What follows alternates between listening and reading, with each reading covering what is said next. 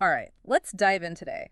We're talking about something I think a lot of us are interested in. Yeah. Flatter tummy, right? Healthier us. And we've got this awesome guide about exercises women can use to burn belly fat. Right. And it goes way beyond just the basic stuff you see all the time. Yeah. Like, you know that feeling when you try to put on your favorite jeans and they're just Oh, no. a little too snug? You know what I mean?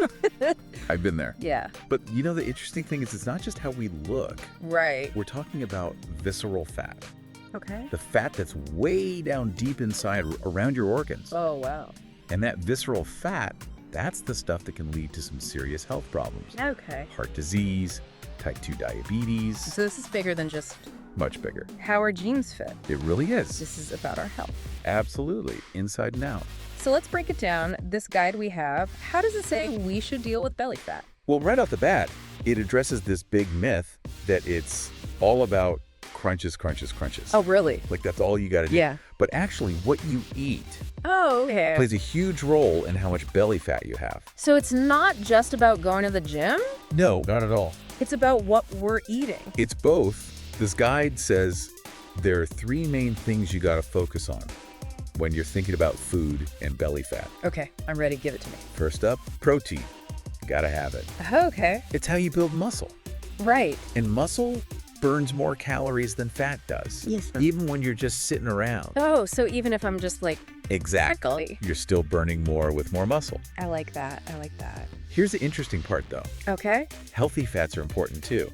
Wait, fats? I mean- I thought fat was the enemy, especially for belly fat. It's a common misconception, right? Yeah. But some fats are good for you. Okay. They can actually help you burn fat and Yeah. balance out your hormones. We're talking like the fats in olive oil, avocados, Yeah, those good fats. the omega-3s and things like fish and walnuts. So a little olive oil on my salad, Absolutely. some salmon. I'm doing myself a favor. You are. Those fats can reduce inflammation, help your metabolism, even keep you feeling full longer. Okay, see, that changes things. Yeah. So protein builds muscle, good fats help with hormones and keep us full. What's number 3? This one won't surprise you. Fruits and veggies. Of course. They've got that fiber. Okay. Helps with digestion, keeps you full, and of course not a lot of calories in them naturally. So it sounds like we're talking about balance, Absolutely. protein, healthy fats, lots of fruits and veggies. Give your body what it needs to work right. I like it. Okay, so we've got the food part down. Yeah. What about exercise? What does the guide say are like the best moves to blast belly fat?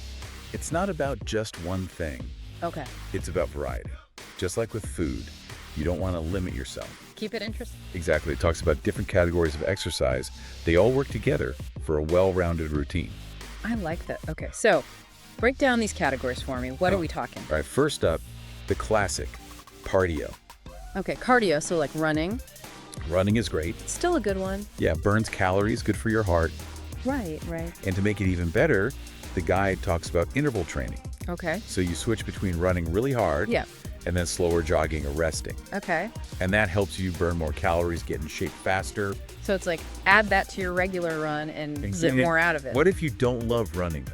Yeah. What about the low impact stuff? Swimming is your friend. Okay. Works your whole body, you get your endurance up, Yeah. and it's super easy on your joints. I've also heard good things about cycling, you know, Oh yeah. out on the road or in a spin class. Great for your heart, Yeah. and you can tone your legs while you're at it. So we've got running, swimming, cycling, all good ways to get that cardio in. Mhm. What's next? Well, we can't talk belly fat without mentioning strength training. Oh, yeah. Time for the weights. Bring on the weights. This guide really points out squats and lunges. Yeah. They use a lot of muscles all at once. Okay. So you build muscle, but you also boost your metabolism. Yeah, I can feel the burn with those. Right. And of course, we can't forget about planks. Oh, the plank, that's the all-star for your core. Right. Abs, back muscles, all of it. So squats, lunges, get us strong, boost that metabolism. Yeah. Planks, that's for core strength. You got it. Now, we got to talk about those core-specific exercises, too. Okay, so like crunches. Crunches are there, but there's a catch. Oh, what's the catch? You have to do them right. Okay. If your form is off, you could hurt your neck or your back. Yeah, that makes sense. So good form is key. Absolutely. And there are other moves the guide recommends, too, like Russian twists. Okay, what are those working? Those are for your obliques. Oh, those side ab muscles. Exactly. They help define your waist. Okay, Russian twists for the sides. Got it. And then leg raises. Those are your lower abs. So we've got a whole core routine going on here. We do? What else did they put in the guide? They talk about HIIT, HIIT. high intensity interval training. Oh, yeah, I've heard of that. You go really hard, then you rest, then you go hard again. Okay. Burns a ton of calories in a short amount of time. I've heard that. So what are some examples? What kind of exercises? We're talking burpees, mountain climbers, Yeah. jump squats, things like that. That sounds like a good challenge. It is. And then there's yoga. Yoga. People don't always realize how good it is for your core. Interesting. Certain poses like boat pose, different kinds of planks, even warrior poses, they all work those deep core muscles. Huh. So yoga's not just stretching. Nope, it's a workout too. So we've got cardio, strength training, core work, HIIT, yoga. So many options. And it sounds like it's not about finding one perfect exercise. It's about finding what works for you. Exactly. The guide says shoot for at least 150 minutes of that moderate cardio every week, Okay. or 75 minutes of the really intense stuff, plus strength training at least 2 days a week. So a good mix of cardio and strength training. And most importantly, listen to your body. Yeah. There's no one right way to do this. Right. Find what you like, what works for you, and what you can actually stick with. That's good advice. It's got to be something you enjoy. Definitely. Now, I got to ask about this. You know, we hear about it all the time, spot reduction. Oh, yeah. Can we really just target fat in one spot, like our belly? I wish, but unfortunately, that's a myth. Really? You can't choose where you lose fat from. Okay. It comes off your whole body as you lower your overall body fat. So doing tons of crunches won't just magically Nope. give me a six-pack. It's about everything. The food, the exercise, stress management, even sleep, and being consistent. It's like putting a puzzle together. Yeah. All these pieces make up a healthy picture. I like that. And you know, speaking of puzzle pieces, I feel like we're just scratching the surface here. We are. This guide goes beyond just diet and exercise, right? It does. It talks about things you might not think about that can affect how your body stores and burns fat. Okay, now I'm intrigued. What are these hidden factors? Well, you know, we were talking about visceral fat before. Yeah, and how it's linked to all those health problems. Right, it's serious stuff. Definitely not just about looking good. Exactly. And this guide goes into how stress and not getting enough sleep can actually make you store more of that visceral fat. Okay, stress and sleep, those are things we hear about all the time. But how do they connect to belly fat specifically? So when you're stressed, your body releases this hormone called cortisol. Cortisol, yeah. And if your cortisol levels are high all the time, that's been linked to more visceral fat. So even if I'm eating healthy and exercising, if I'm stressed out, my body could still be holding on to that belly fat. That's the thing. It's about hormones being balanced.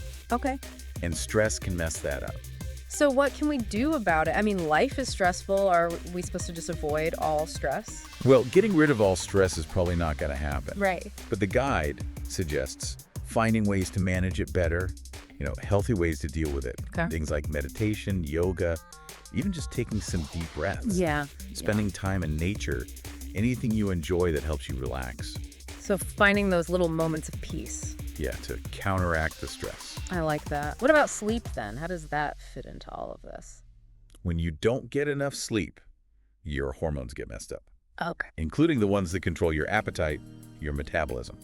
So not sleeping enough can make me feel more hungry and make my metabolism slow down? It's a double whammy. Not good. Not good. And it can raise those cortisol levels too. Oh, Remember? right. Which leads to more belly fat. Exactly. So stress and not sleeping enough, they're both working against us when it comes to burning belly fat. Yep. So it's not just about the food and the exercise, it's also how we're dealing with stress and making sure we're getting enough sleep. It's all connected. Wow, this is really interesting. It's like a whole lifestyle approach, not just a quick fix. That's the point of this guide, understanding how it all works together so you can make choices that help you reach your goals. So we've got the food, the exercise, stress management, sleep, but how do we actually make exercise a part of our lives? You know, not just another thing on our to-do list. That's a great question, and this guide has some good advice for making exercise stick. Okay, I'm listening. First of all, find something you actually enjoy doing. Yes, I love that. It shouldn't feel like a chore, you know? Exactly. If you hate running, don't run. Right. Find something that makes you want to move. Maybe it's dancing, hiking, swimming, Yeah. rock climbing, joining a team. There are so many options out there. Explore and find what you love. I like it. What if you feel like you don't have time to exercise, though? Yeah, that's a big one. Get creative, the guide says. Find ways to move more throughout your day. Okay. Take the stairs instead of the elevator, walk or bike to work if you can Right. park farther away from the store. Those little things, yeah. Even just getting up and moving around every hour if you have a desk job, those little bits add up. I like that, just finding opportunities to move our bodies more, even if it's not a full workout. Exactly. And speaking of workouts, one thing that can really help is finding a workout buddy. Oh yeah, I'm all about that. Having someone to keep you accountable Yeah. and motivated makes a difference. It's like having a cheerleader. Exactly. Someone to share the journey with. Okay. So find activities you like, move more in your daily life, find a workout buddy. Any other tips from the guide? Well, it goes back to what we talked about before, the stress and sleep. Okay. Find ways to relax, like yoga or meditation, and make sure you're getting enough sleep. Right. When you're rested and less stressed, you're more likely to have the energy to exercise. It all comes full circle. It does. It's all about creating that lifestyle that supports your well-being. And one more thing, right? Be patient with yourself. Yes, so important. We tend to want results right away, I know. and then we get discouraged if we don't see them fast enough. This guide says celebrate the small wins. Okay. Focus on progress, not perfection. I like that. It's about making changes that we can stick with. For the long haul, yeah, not just a quick fix. This is a journey. Exactly, not a race. There will be good days and bad days. But the key is to keep going. Keep learning, keep growing. This is so inspiring. It's not just about how we look, it's about taking care of ourselves. Inside and out. Exactly. And this guide reminds us that we have the power to make those changes. It starts with making that decision to prioritize our health.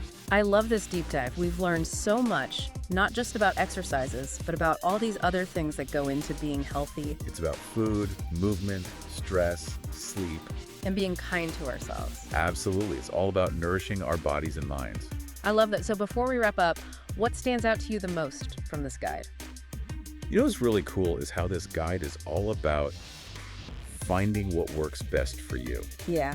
It's not about following a bunch of strict rules Right. or trying to be like someone else. Yeah. It's about trying things out, seeing what your body likes, Listening to our body. and finding what feels good. I love that. It's about taking control of our health and making choices that work for us as individuals. Exactly. And it's important to remember that we're all different. So true. What works for one person might not work for another. That's such a good point. We compare ourselves to others so much. I know, right? But this guide says embrace your uniqueness, find what's right for you. Honor your body, enjoy the journey.